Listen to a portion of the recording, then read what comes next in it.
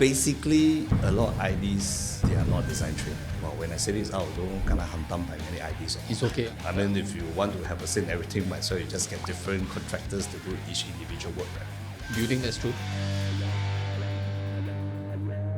Hi everyone, welcome to this episode of the SIXiDER Show, where we ask tough questions related to the interior design industry to the designers, merchants, and vendors that get invited to our show. I'm your host, Ashley Ng, aka The Designer, and joining me here today, we have my good friend, Calvin Chen from CAL Design. This guy, I know him for 20 over years already. Well, I know a lot about him, but I think the audience may or may not know him. I'll give this time to him to introduce himself and his company. Hi everybody, like Ashley mentioned, I'm Calvin here. I'm a trained interior designer for the last 25 years, doing mainly interior design for residential and commercial as well. So today, my pleasure to be invited to this show. Pleasure to have you as well. Since we know each other so well, right, a lot of things may go like unsaid one. Kevin and I, we always say that if we just look at him, you know what I'm thinking about. But today for this podcast, we are just I'm gonna play dumb. I'm not gonna pretend I know what he's talking about. I'll help you guys ask those questions. And in today's episode, since he's a versed and trained interior designer from LaSalle. Yeah, that's right. Yeah, from LaSalle. You're my senior, right? Yeah. Shh, don't tell people. Okay. Okay. So we're gonna have him talk a little bit more about design and its true core value. There's a saying that, or rather there is a misconception or a conception in the public that design is about aesthetics. But I guess you and I, we both shared a lecturer that we both know, Seti Ong, right? Mm-hmm. And he was one that kind of taught us about form versus function, right, or form following function. Meaning what that statement is, form does not, even though, in a ironic way, form came first, right? Form is actually following function more important. Which brings us to this topic of today, which is design versus practicality, and addressing this misconception that design is all about aesthetics. It's about function and practicality as well. If you have anything to add to this? Everything that has aesthetic, it also should have a functionality. It cannot be just look good, like a vase sun sitting there. Then, of course, we also have to think for the homeowner. If just doing that itself, then is it worth the value of developing this so-called vase or feature wall over there? So at least we can make certain things, like if they need more storage space, we can create this cabinet that they use to store their things that look more like a feature wall rather than just like a cabinet. So let's say we tear down some of these things.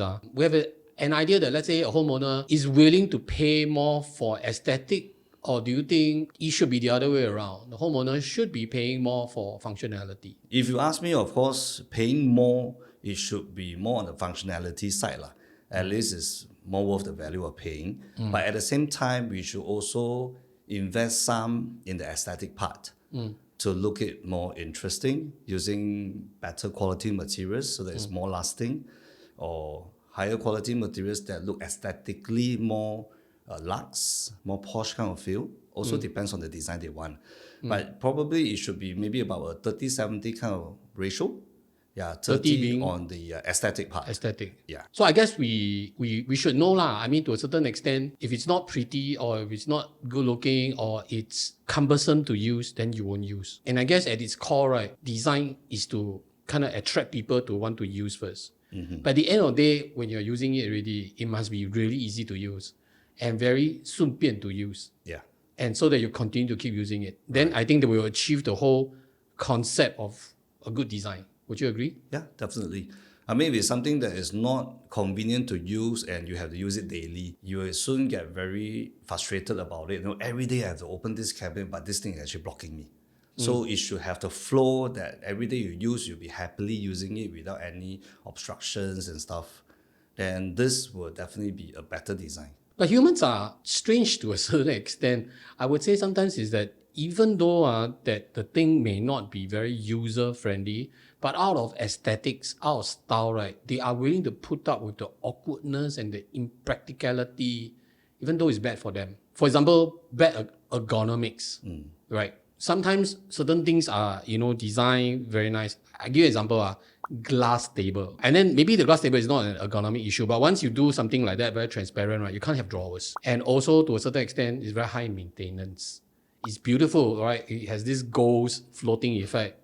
but it's really impractical to a certain extent. Okay, like what you mentioned, cannot have drawers. Actually, it is possible to have drawers. So myself, I have actually designed one glass table like that before. But of course, about maintenance, having fingerprints, stain and everything, that is a yes, like what you mentioned. It really have this issue. But sometimes if you put it in a very small little room and you don't want it to look very chunky and bulky, this actually helps to lighten the whole feel. Yet you still get your functionality. It's a table. I have a drawer, I can keep my things. It's just that you have to maintain it because transparent, clear, you can see the stuff. You have to put it really nicely so that it look clean and neat.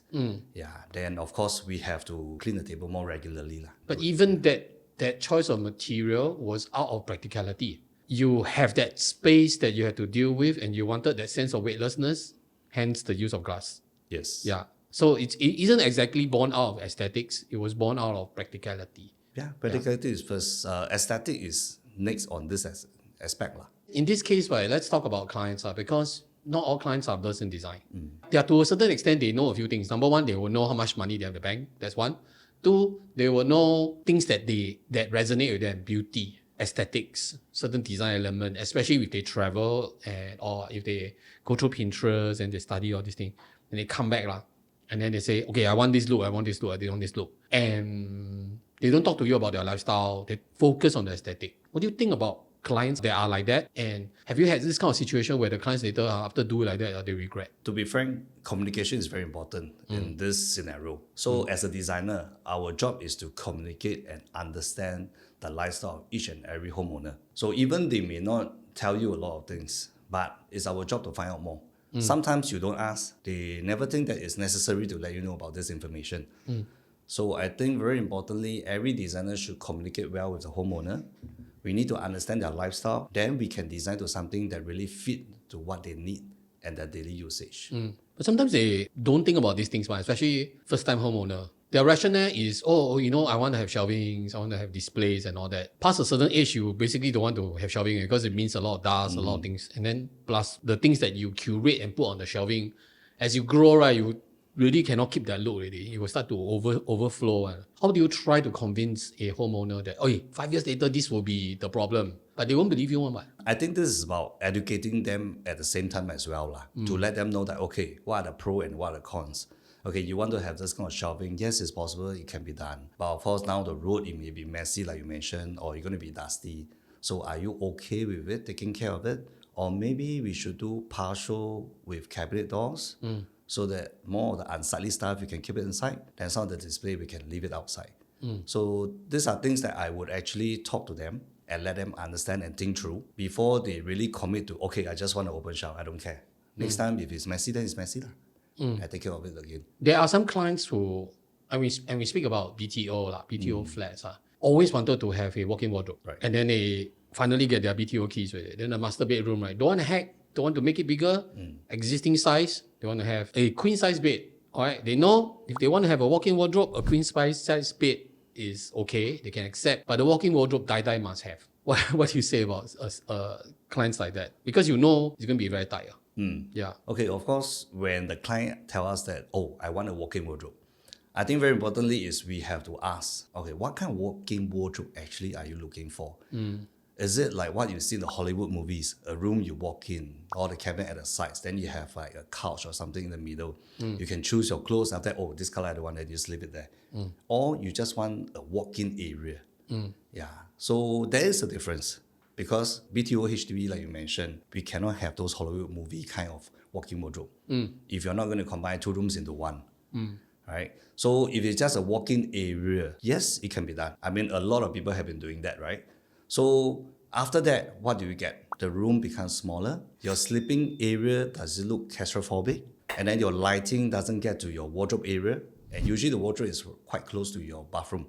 That means all those areas there will be quite dim. And humidity as well. Yes. So definitely we have to highlight all these things to the client. If this is exactly what you want and you're okay with it, then fine. We definitely can propose something like that. But let's say, no, I don't want to sleep in the area that's so cramped.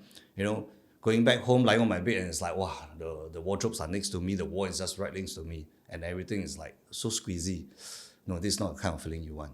Yeah. then probably you may not be looking at a walk-in area. You can just have a normal wardrobe that's by the side of the wall. And then your whole room will look more spacious, more comfortable. Don't you find that sometimes, especially when you're meeting first-time homeowners, they're doing a lot of counseling. They're doing a lot of educating. Yeah. You're also trying to tell them very likely, you're going to get kids, right? Your baby cot is going to be in your room or outside of the room. Yeah, I mean, this is a question I always ask them. Are you the Ang Moh style or the local style? The Ang Moh style is I can leave my baby cot in the next room. Yeah. Cry right there, I go over. Yeah. But if you're a local Chinese, like many of us, Yeah. the baby is always next to us because we Yeah. are worried. You open your eyes, want to check, my baby okay or not. Then if you're doing Paranoid that, type lah. yeah. So if you really want to put a wardrobe in this kind of manner, like a walk-in area, you don't have a space for that. Correct. Then your baby in the end will end up on your bed. Yeah. So once your baby is on bed, it will end up with you probably to 8 or 10 years old, even 12 at times, because they are so used to getting close to their parents. Correct. So we also have to share this with them. As a parent ourselves, we also know about all this that we can share a little bit and see what they think about it. There's another type, which besides the walk-in wardrobe is the platform bed one. Platform bed really near the window, and once it's elevated up, the selling point is, I can have storage below. Okay, yes, correct. But then it also means it's very near the window. the edge of the window, Yeah. which means that if you have a kid down the road, very likely then it becomes a hazard. Not to mention the other thing, what happens during the period that you get pregnant, right? Climbing in and out of a platform bed is Not so easy. not so easy. You really need to roll out of the bed, Yeah. 滚出去的. So usually if the wife is the one sleeping near to the window, she has to roll all the way to the edge of the platform. Then she can get down. Yeah, to just push herself out. Yeah. So it's very impractical to a certain extent. The aesthetic and the look is there, but our lifestyle and our requirement is a bit different. But that's not to say that it is wrong, because like for example, Japanese, right?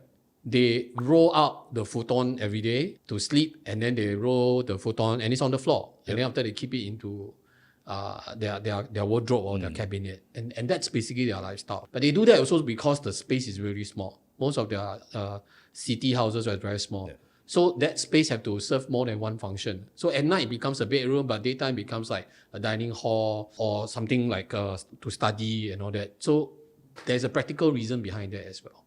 So in this case, right, just now we mentioned 2 examples of first-time homeowners who insist on certain thing, but through your counseling, they may not accept lah. Are there stubborn cases? Like no way they will accept what you say one? Well, for the last 25 years, meeting endless kind of different groups of customers, like groups of homeowners, I haven't met someone who actually quite persistent about what they want. That is something that's not so practical. Yeah, maybe because I'm a very practical designer, and we mainly do a lot of referrals. So everybody come to us, right? They know that the things that we propose is practical, it makes sense, and help them to save on the costing and all that. So hardly I actually met any customers who, like what you mentioned, very persistent about what they want and don't really listen to ideas and some comments. So what you're saying basically is that among the referrals, you already have a reputation, and so they will defer to you in terms of decision making. Yes. And your recommendations. Yeah. So that's good.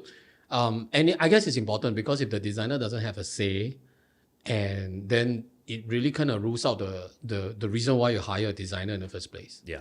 I mean, if you want to have a say in everything, might so you just get different contractors to do each individual work, right? Hey, if you made it this far into the episode, I've got news for you. We must have done something right. So do us a favor, hit that subscribe button, it doesn't bite. Give this episode a like, unless you're one of those people who enjoy renovation nightmares. Then maybe don't. And if you know someone about to renovate their home, thinking of hiring a designer, or just want some honesty about the industry, share this with them. Send it to your group chat, heck, forward it to your in-laws. We won't judge. This is the SIXiDER Show, where we design with purpose, ask the questions no one dares to ask, and spill the plaster, not just the paint. Subscribe, like, share, or risk being ghosted by your renovator again. So let's talk about small homes, because just now you mentioned this very interesting project, which is the one with the glass table. And that glass table actually serves more than one purpose. Firstly, you say there's a certain sense of weightlessness. It doesn't consume the real estate, or visually doesn't consume the real estate. Are there other things that we can do to balance beauty and practicality in small spaces? Definitely, other than materials like we mentioned, glass that look visibly not so obvious. We can also look into colors and materials. Yeah, colors that are brighter, lighter tone, not on the dark side. And materials not too heavy, as in like, strong marble grains running through the house and all that. All this will make the place look smaller and more heavy. So we can play with different kind of colors and materials in order to achieve the same kind of feel. At least about a decade ago, I think it was the rage that everybody was buying shoebox apartments. So these are, I think, smaller than 300 square feet. Like almost 2 car park lot size one. Then you have like a couple who bought it, and it's like behind Somerset or somewhere like that, very, very premium location. How do you address projects like that? Because, it's in a premium estate, it's Orchard Road or something, right? And they probably pay an arm and leg for the property, so they definitely have some design requirement, aesthetic requirement. But for a space like that, when it's so challenge of space really, how would you propose to, let's say, a young couple? I think back to the same thing like just I mentioned, communication. We have to understand their lifestyle. So if it's one young couple, mainly most of the time, do they work at home or they work in the office? So if they go to the office, most of the time they are not in the house. And then what is their usual weekend activities?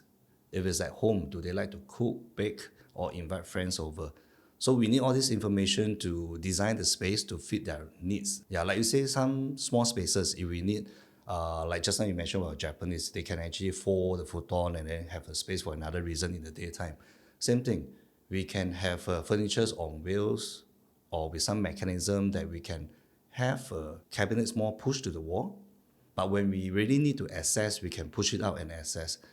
Of course, you need a bit more effort in getting your things. But when it's really a small space and you need multiple events going on, we really have no choice but have to go to something like that. Meaning that your design effort will have to go up another level because you have to think about all the transformative aspect of the things that you propose for the project. Yeah. As we move forward to this day and age in design, especially in the context of us being able to buy furniture off Taobao or Lazada and all that, and we may not customize as much as last time. I would say maybe 20 years ago, 30 years ago when we joined the industry, right? A lot of the things that we design and build has a more permanent factor. Meaning you design already, it's customized, fill the space, full height and all that. It is somewhat transitioning to a mixture of die must build one because you can't get it off the rack, and then a mixture of things that will bring in and fill up the space. Which do you prefer? What kind of project gives you more power in that sense? Because after all, if they buy off the net, right, you are not involved with the decision making. May not be practical as well. I don't think so, because as a design consultant, we actually should advise homeowners, even their furnishing, even their loose furnitures and all that. So other than customizing those that you mentioned is a must, like for example, kitchen cabinet. The rest of things like living hall, TV console. So for example, last time, maybe about 10 years back, when Scandinavian became very popular in Singapore, Scandinavian is about having a lot of loose furniture. Something similar to IKEA, right? So all these are loose furnitures that people just purchase and place it there. It also gives that kind of look and look complete. So it's about managing what you are buying. So as a consultant, we should actually advise them, okay, if you have furnitures that you wish to buy off the shelf, maybe we can recommend you what kind of design, what kind of form, what kind of shapes and all that. And then at the same time, the color scheme and all, we can help to match. Important thing is, if your house has weird angles, slanted wall, corners and all that, placing all this furniture there will definitely don't look as good as if it's customized. And there are many areas for maintenance. Small gap at the corner, you may have to vacuum it, and it's hard to reach. But if it's a customized furniture over there, we can actually cover all that and you just clean along the lines of the perimeter of the cabinet. Yeah, so these are things that we definitely can do. Yeah, I think those furniture also can play a part, but have to be chosen carefully by the designer. Okay, so the involvement extends itself past the renovation contract, meaning that a legitimate designer offers consultative services, and that includes the matching of furnitures that comes together, assembled together, and to complete the design story. Definitely. I mean, those customized ones, if we only manage those, in the end, when the client, the homeowners, right, buy all the funny furnitures and place it inside there, right, the whole house doesn't look like what it should be. I mean, we are also not going to be very proud of this project anymore, because in the end, when their friends come over and all that, it's like, hey, how come your house so funny? Everything like just rojak together. But we're seeing lesser and lesser of that these days. Yeah. I would say that because of Pinterest, Instagram, and all that, homeowners research is sufficient enough that they got good taste. In the past, right, they will buy the 油木啦, 红木, redwood furniture and all that, right? And then they tell you, I want Scandinavian. The furniture, like family heirloom and that come with them from one house to another house, right?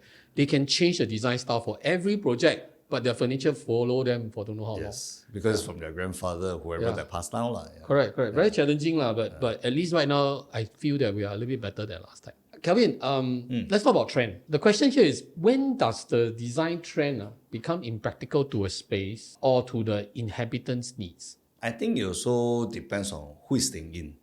For example, maybe age group. Let's say it's an elderly couple, maybe in their 60s, but they tell you they like something like, oh, I like a lot of wainscoting, this kind of Victorian kind of feel, a lot of detailing, cornices and all that. Then of course, we also have to ask them, oh, would you have a helper? Because with all this detailing and all that, they're definitely going to collect a lot of dust and also maintenance become more. Yeah, would it be something that you are comfortable with? Because if you have no one helping you with all this, right, then how are you going to cope with it? Then you'll be living with a lot of dust and all. That's one thing. Or maybe we are looking at something, they like very rough textures in the house and all that, but they have young kids. 2 boys running around every day and this and that. So they may eventually knock into it, get hurt and all, get cuts and all this. So I think these are the situation where the design trend affect the person living inside there. Your take on this is that there is this role where the designer has to intervene, where the style doesn't meet the objectives or you foresee problems. Again, going back to this counseling, almost a bit like fortune telling thing, right? You have to kind of decide and advise the homeowner. But if you have to like find a balance, because really sometimes they really like the look. For example, let's say the Bali resort look. And the textures we're talking about here probably will be the granite, mushroom granite, on the wall. Yeah, maybe your kids will run around and hit on it, 头破血流. But then some parents will say, no lah, our kids very disciplined, they won't run around like that. What's your workaround? How would you work around this? I think importantly, every parent know their kids better. Our job is just to highlight and remind. So if they give a green light, say, don't worry, it's fine. Okay, then we can go ahead to design. But maybe we can also take note that we can design all this into places that maybe at a higher level or at areas that are not so easily in contact with the kids, especially like walkway when they run in and out. Yeah, we can look into all these areas to design. Still having the elements that they wish to have, giving the kind of Balinese feel they want, but we take care of all these endangered areas. On that, I have 2 follow-up questions. The first follow-up question is actually this. Right now there are products that look like mushroom granite, but actually they are PU material, meaning they're like almost like foam like that. When you press into it, right, you can compress it. Correct. But it's not real stone. Would you use something like that? Because it would be ideal for that kind of project where there are kids and then the homeowner want this look. So this one we also have to talk to the client first. Okay. Are you looking at having real stone because you are a lover for stone? Or you just want the look of it? The textures. The textures and everything. Yeah, because if they are, then of course we can actually propose things like that. One thing, of course, is more cost savings and the texture are not as rough, yet it can give the same kind of effect. And installation cost and everything and time taken is actually faster than if you're going to put the real mushroom granite. Okay, so following up to that, right, and again about kids and safety, we're seeing a rising trend with curves. Curves here, curves there, here curve, there curve, TV console curve. The kak tao, which is from here to there, which is a 90 degrees, now also curve. Feng Shui master loves it because everywhere curve.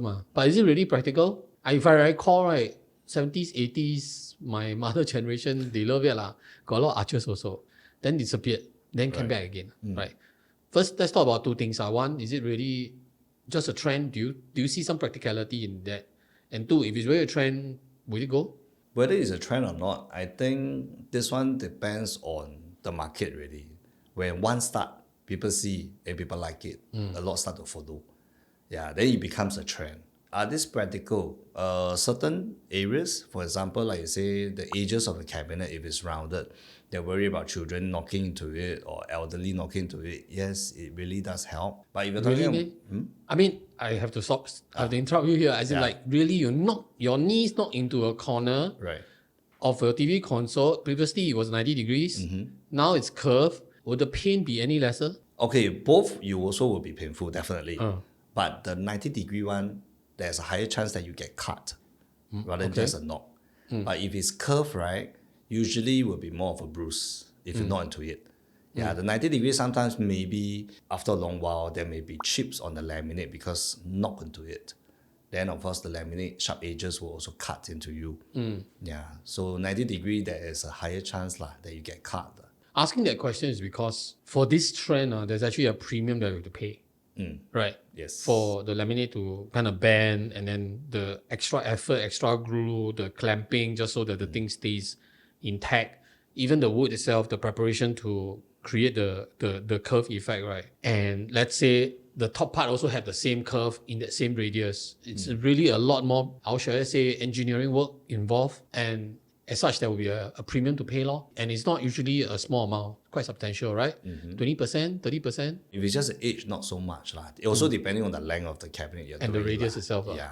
So assuming that the radius is quite substantial, I would think around the 20% range. Okay. So I'm asking that question because again, you spend so much on it, right? And then after that, right, it may not be practical or the trend goes out. I think some people may want to know about it. What do you think? In the end, it's still back to something that whether the homeowner who are the ones staying there, right, they love this kind of curve or not. Actually, when you talk about this topic, just nice, recently I have a homeowner that came to us also asking for all this that you mentioned. So the thing about it is he has been moving houses, renovating a few times, and he find that everything is right angle, straight line. And then he get very bored of it. They say, why not we go for curves and all that? It makes the whole place look more interesting, more fun, rather than the usual. So to him, he wants something out of the norm now. I want something curved. Yes, maybe some areas like arches and all that you mentioned back to the 80s or the 90s. But all this thing actually, I feel like there isn't really a time to state it. But more like if you like it,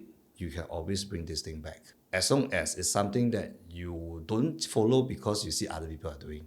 You want it is because I really love the curve. And I think that's an important fact because sometimes, as much as we think we know, we may not know, or we may be affected by our research, Pinterest, Instagram, or maybe friends or family.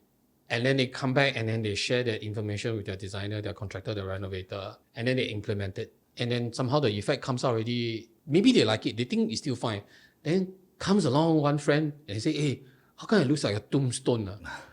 Like recently, there was actually an article, I think it's making the news right now, about this guy who bought a Sentosa home and then he got a contractor to build it. And then there was an archway in the daughter's room. The homeowner states in the news that it's barely designed because it looks like it's a tombstone. I look at it, it's like everything that's trendy right now, which is like that, an arch doorway. Does it look like a tombstone or not? It's really, in the eyes of the beholder, it may be nice, some people hate it. I think it's going to be a bit weird to a certain extent for flats, right, to have curved doors, like bun doors or something like that. It's not very practical, and then you're paying just to kind of cut the 90 degrees, right? Not cut, but rather to build up. But your door at the back is probably still a rectangular door. Then you have this very thick part of the wall that you're seeing. I've seen some projects like that. That is the more economical way to create that arch for your door. So this kind of scenario where you have a very big nook in that design and all that, with budget constraints and all that, it affects the design tremendously, right? On the subject of timelessness in terms of design, what's your take on this? Practicality, we know, right? You understand the homeowners. If it works for them, it works for them. And then this is for as long as you stay using the space, that space will bring value to your life. Then the design trend may change over time. But I think just not what you say is that as long as the homeowner loves it, they pay for it, it should sustain them for as long as they stay there. But is there really, like in your years of experience, is there really like this design style that's practically timeless one, never go out of date one? And again, we're not comparing or rather saying that the people will grow old or whatever, or they got kids. Just saying, let's say this person built it this way, they want to sell the house, and the next person come and say, oh, perfect. even though this is a 20, 30-year-old place. Actually, what you mentioned, right, a lot of condo show flats actually use this kind of color scheme, this kind of style, to make it very friendly and likable by everyone. Can you define this color scheme you're talking about here? It's actually more on a neutral palette. Yeah, something more off-white, creamy, with some light wood tone, like oak kind of colors. Yeah, something very soothing, very pleasing to everyone. So a lot of condo show flats when we enter, we always feel like, wow, very big, spacious, nice. And then with some marble effect, maybe on the tabletop or some of the feature wall, and they highlight the whole space and become more interesting. And throughout so many years in our industry, I mean, yourself also coming to 30 years, right? I believe from the day you started till now, these are the kind of color theme we have been seeing over the last few decades. And you never get out of trend. What about mirrors then? I think the show flats employ a lot of visual tactics, removal of doors, like colors as you mentioned, use of mirrors. But of late, if you're looking at a lot of this Instagram and Pinterest, right, you're seeing that mirror is not, in fact, like a bit phased out already. Don't really see them in like wall features and all that. It's getting lesser nowadays, definitely. But there are also people who are still doing, but they move into colored mirrors rather than the usual clay mirrors. They have the tea mirror, which is the brown tinted, and also the grey tinted mirror. Why do they do that? Why not the clear one? It's just like in the bathroom, right? You want to see your face very clear and everything, so you want a clear mirror. But when it is actually a feature effect, a feature wall, you wouldn't want it to be so clear. So you have that smoky grey kind of feeling on the mirror, right? It actually enhances the ambience and the look of it, comparing to a clear mirror. A bit more sophisticated. It's almost like comparing like white light to yellow lights. Yeah. Yellow lights looks more cozy, more inviting. White light looks a little bit more stark, more brutal, more obvious. If you are a messy guy, then if you got a mirror, it's not helping. No, actually, the double part up that the you messiness. double up the messiness. So Yeah. maybe if you're tinted sufficiently, it can mask some of this, make it less obvious to a certain extent. Yeah, and it still helps to double up the space, that kind of feel, to make it look more spacious, yet it's not so clear and obvious that you can see all the mess. On that basis, right, are there situations like this that because with your years of experience and all that, there are sufficient understanding of materiality? We even talk about like this element of prediction where you will tell them, you counsel them and say, hey, maybe 5 years down the road, you'll have a kid, and these are the things that will probably be challenging for you. And you have to do a lot of that work and have to navigate together with them to educate them, make them either compromise or you compromise, reach some. It's a very extensive amount of work. I would say the situation on the market right now is not many designers really offer that. It's almost like you tell me what you want, as long as it's within the range of the budget, or I can substitute with a cheaper material, I'll give you that. Do you think that's true? Well, when I say this out, don't gonna hantam by many ideas or not. It's okay. Our show, but a lot of people don't. Some people love hate. It's okay. Carry on. So basically, a lot of IDs, they are not design trained. I would say maybe they are more of a sales designer. So of course, the first thing they focus on is sales. So if my owner only have a 50K budget, of course I don't propose so much. I don't talk so much. As long as I fit the budget, they sign a deal with me, right? But if you are a true designer, we look into things like, I don't want after they move in, right? Then they start to feel that, hey, this thing actually doesn't work well. Why did Calvin actually propose this? Or why he never stopped me from doing this? Because when you start to use it day by day, you will find that, the impractical of it, the inconvenience of it, then you will start to grumble. So what happened next? When you have another friend or relative who wants to do their new place again, can recommend your idea? No, don't want. Everything also never tell me. You see now, I open this door, I hit here, I use this thing, I kena there. Right? But as a designer, we want to make sure we really help them to tailor to their lifestyle, to their needs. And they are happy with it using it every day.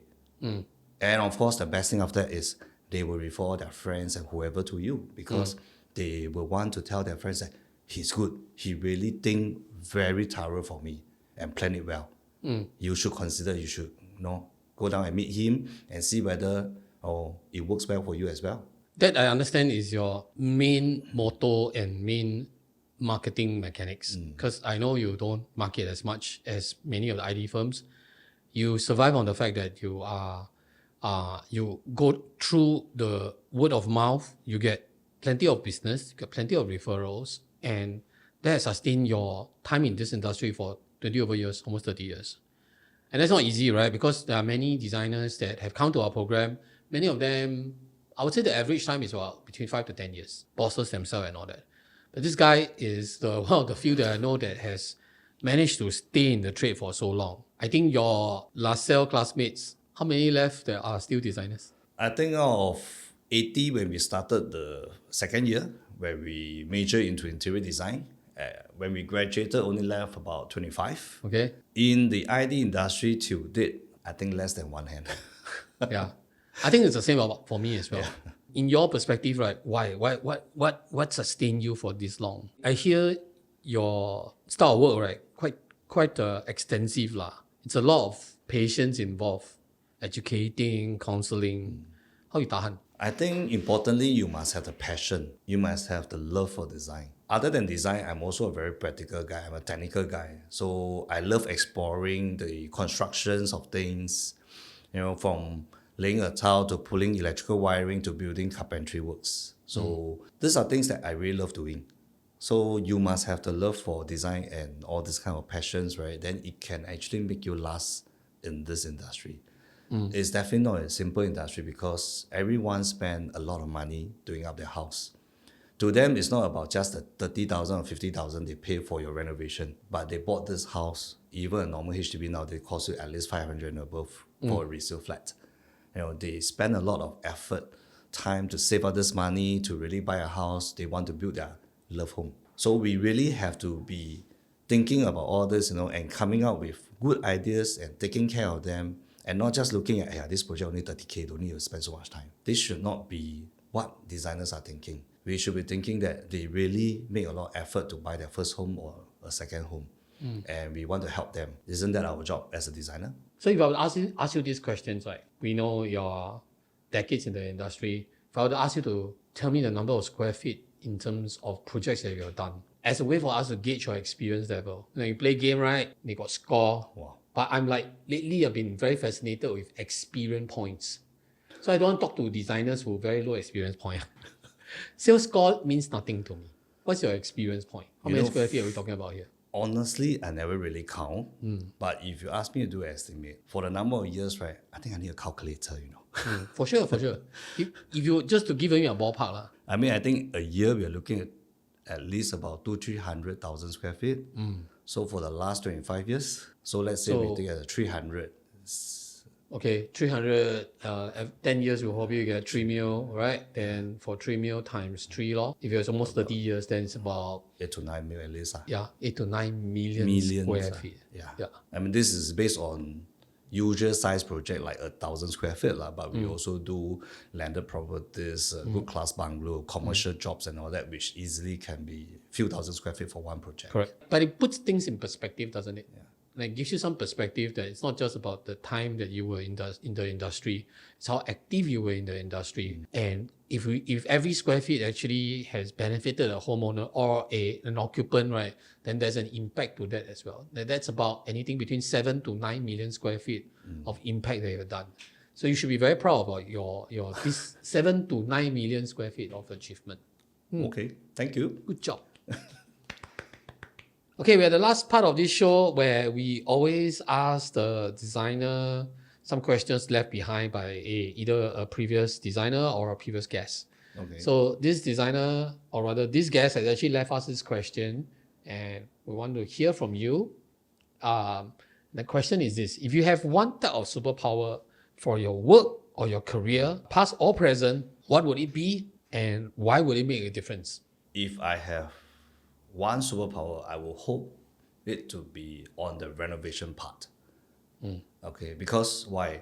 In our Singapore market, it's very common that a lot of homeowners, after they sell their flat, they actually have to move into their new flat very soon. So we are always meeting a lot of tight timelines. Like, oh, I only have 4 weeks for you, but I want to do the whole house, can or not? So imagine if I have this superpower, you confirm everything, the design ready, okay, your house is ready, you can move in tomorrow. That's not superpower, that's magic lah. Superpower, that means my guys can work like within a few hours, they can build everything up. Okay. You know, like the hacker go in within 10 minutes, everything is hacked. The taller go in within 1 day, the whole house towering is done. You need to hire a 小叮当 actually. Something that. I mean, if you're talking about superpower, we think so far, you know, right? Yeah, I think this is something that will really help the industry. I think this is an interesting question. If you ask me, ask me. Okay. Then my answer would be, I want to have a time machine. like that lah. Then can, because actually, to be honest, my perspective on things is that a lot of things, even though we have many years of experience, right, still a lot of things we don't know. And sometimes, unfortunately, some of the projects that we implement and we do onto the project already, right, they are the users and they are still things that we regret one, or I regret one, that hey, I could have done it better. And then also there's this thing about hindsight, right? Trend ma. Then how come I didn't do it that way? And I always have some form of, one way or another, I always have some form of regret for the projects that I do. So if you ask want a time machine to go back and then improve on the design again. Yeah. It's like, then 没完没了咯. It's 没完没了. But I guess that's the way I see it. And I have a lot of regrets in life. I always felt that I want to have a 时光机. So if someone give me the superpower, I want to do that. I think you also need to look for 小叮当 leh. Yeah. Yeah. I think the other one that I will want, really 小叮当, is the magic doll. And you know, sometimes in the project, right, things happen. Wow, you know, I don't know whether I ever tell you this story. It was a project, and then the homeowner said that the shower glass broke, and then the child was showering inside, and it hurt the child, and called me, scream, whatever. And then because I was a manager in that business, then we had to rush down to go and see the homeowner. And every single minute while driving to that home, right, in the middle of the night, right, was filled with anxiety and all that. And I think the homeowner was also feeling the same thing. It's actually a pretty common thing, because, and it's not even an installation thing. Sometimes it's even the things that we hang on the glass itself, right, may cause certain instability, and then the shower screen will break. But to a homeowner, that period, right, they kanchong and all that, right, they scream at you, quite natural. But you at the receiving end will feel like, wow, what can I do about it? So if I can like that, right, just turn out, right, well, you would have. Maybe not that it will make any difference, but it will feel less kanchong. I think the homeowner will feel scared. Suddenly you just appear in the house. Okay, and with that, we've come to the end of this episode of the SIXiDER Show. Really enjoy chatting with my friend. It's almost like we're always talking, and then this is another conversation. I hope that with this, you get a better understanding of how a true blue designer thinks, you know, from a consultative, from a counseling, from an education point of view. Calvin really puts in a lot of effort in his work in really counsel and all that. And sometimes he may pass off as being very exasperating. I can imagine, because sometimes the homeowners will talk to him and then it's like, okay, I need to explain to you, it's like that. Yeah. And then at some point, those who listen and they get it, that it's not just about aesthetic. And that's why we feel that this question was really up your alley, right? Design and practicality, it's a marriage. Right, it's so important. Thanks for joining us, and thanks for sharing your pearls of wisdom with us in this episode of SIXiDER Show. Hope to invite you again, where we will maybe grill you with something more tough. Sure, by all means. Okay, thank you and goodbye. Thank you. Bye-bye.